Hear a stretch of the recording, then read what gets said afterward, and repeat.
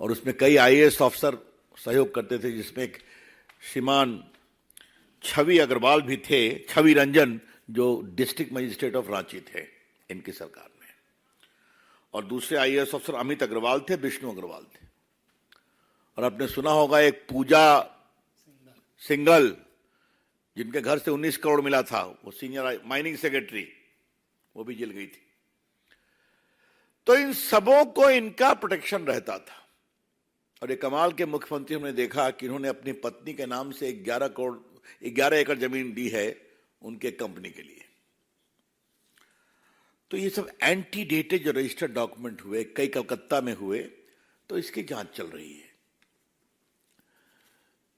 तो आप आदिवासी समाज से आते हैं तो आपका काम यही है क्या कि अपने नीचे जमीन स्कैम को प्रोत्साहित करना रांची के अंदर, और सेना की जमीन जिसे कोई छूता नहीं है? ये बड़े सवाल है। दूसरा, मैं फिर कहूंगा, अभी तो इसी में इनका रिमांड हुआ है, लेकिन जो माइनिंग स्कैम है, आज जब मैं आपसे बात कर रहा हूं तो ये बताना जरूरी है कि साहबगंज इलाके में ईडी ने जॉइंट इंस्पेक्शन किया था। 4,952 केस ऑफ इलीगल माइनिंग पिछले 3 साल में आया है, यानी श्रीमान हेमंत सोरेन के मुख्यमंत्री काल में आया है। और आप जान लीजिए 23.26 crore cubic feet of illegal mining हुआ है। 23.26 करोड़, कितने राशि का? 1,250 करोड़ का। मतलब ना कोई परमिशन है, ना कोई पट्टा है, किए जाओ। और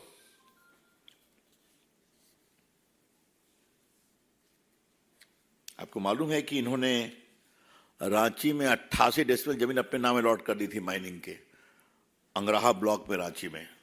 ये श्रीमान हेमंत सोरेन ने खुद अलॉट किया था। और कमाल करते हैं, एक माइनिंग लीज उन्होंने अपने नाम ही ग्रांट कर दी।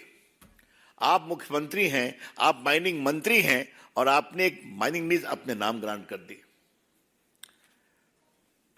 इस पूरे मामले का किंग पिन कौन था? जो भी जेल में है, पंकज मिश्रा। और पंकज मिश्रा कौन थे? इनके कॉन्स्टिट्यूएंसी रिप्रेजेंटेटिव थे।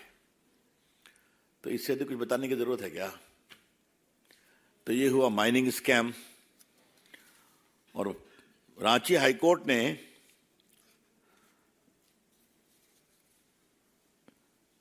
दो 2023 में एक टिप्पणी की थी, इसको मैं पढ़ना चाहता हूं, इन बेल वगैरह संबंध में।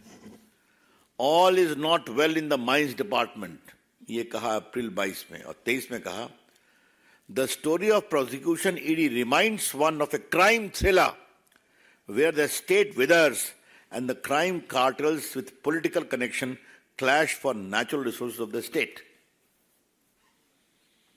तो आप आदिवासियों की बात करते हैं और आदिवासियों की जमीन को लूट रहे हैं, अपने गुर्गों के द्वारा लुटवा रहे हैं।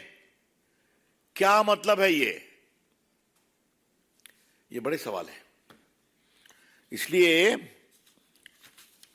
और बीजेपी की ओर से अपने कुछ नहीं कहा जा रहा है, ये सब मामले हैं जो चल रहे हैं। आपको मालूम है कि वहां लेफ्ट विंग एक्सट्रीमिज्म भी है, वो बैंड है। ऐसी भी बहुत सी चीजें आई हैं कि बैंड ऑर्गेनाइजेशन के लोगों को इसमें मदद करने के लिए आगे लाया गया ताकि कट मनी आ सके। ये मैंने 3 उदाहरण अभी आपको दिए। और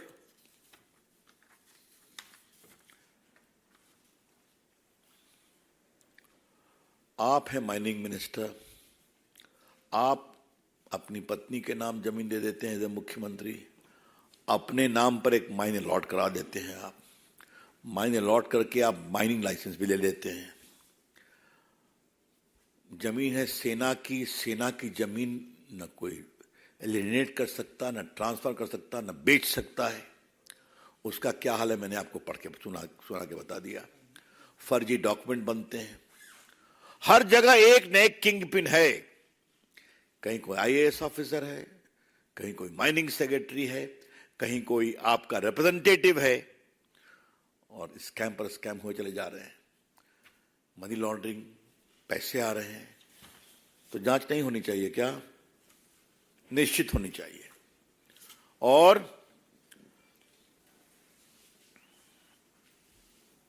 बहुत अच्छी टिप्पणी की संजय मयूख ने। भ्रष्टाचार में आपाद मस्तक डूबे हुए हेमंत सोरेन, और नाम ले रहे हैं आदिवासी हितों का। और मित्रों, एक बात कहना चाहते हैं कि ये जो पूरा पैटर्न बना हुआ है, जितने लोग जेल में गए अभी तक बेल मिला है क्या? दिल्ली के एक बहुत ही स्वयंभू लोकप्रिय उप मुख्यमंत्री जेल गए, कितने दिन से जेल में है।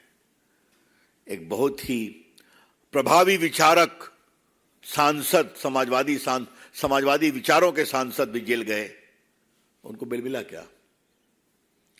वो बंगाल के बड़े बड़े मंत्री जो बड़ी बड़ी बातें करते थे, उनके घर से कभी 60 करोड़ निकल रहा है, शिक्षकों की नियुक्ति में, किसी के घर से राशन घोटाले में भी पैसे निकल रहे हैं, करोड़ रुपए, बेल मिला क्या? बिहार में जब लालू से पूछताछ होती है, ये सारे स्कैम पहले के हैं, इस समय के नहीं है, और नोटिस पहले से जा रही है। 8-10 बार आपको नोटिस दी गई। तो मेरा परिचय आपको मालूम है ना कि चारा घोटाले में मैं ही वकील था पीआईएल में, जो लालू जी को जेल हुई। तो मुझे लगा कि उस जेल जाने के बाद थोड़ा वो सुधरेंगे, संभलेंगे। तो चलिए, रोज नई नई कहानी है। तो अगर आप भ्रष्टाचार की कहानी करेंगे तो कार्रवाई तो होगी ना, और कार्रवाई होनी भी चाहिए। यही सवाल है। तो मित्रों, आज पार्टी की ओर से पार्टी को लगा कि हेमंत सोरेन की सही कहानी बतानी चाहिए, इसलिए मैं यहां उपस्थित हुआ। अब आपके सवालों का उत्तर देने के लिए तैयार हूं। धन्यवाद।